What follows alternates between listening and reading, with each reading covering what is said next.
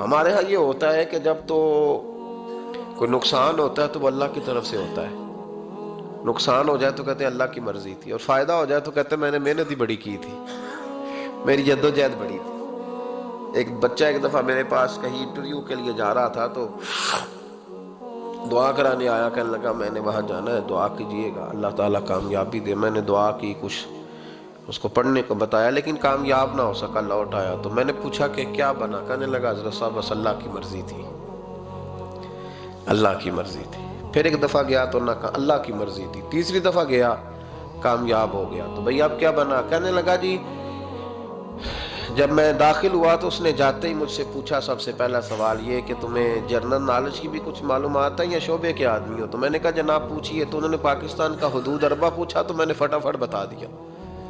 پھر انہوں نے مجھ سے پوچھا کہ یہ جو مینار پاکستان ہے اس کی تجویز کس شخص نے دی تھی؟ تو میں نے فٹافٹ اس کا بھی نام بتا دیا۔ پھر شارٹ ہینڈ کے ایک دو سوالات اس نے کیے تو وہ بھی میں نے بتا دیے، تو الحمدللہ کامیاب ہو گیا۔ میں نے کہا بیٹے جب تو ناکام ہوا تھا تو اللہ کی مرضی تھی، اور کامیاب ہوا ہے تو میں لگا دیے، اب اللہ کی مرضی کدھر گئی؟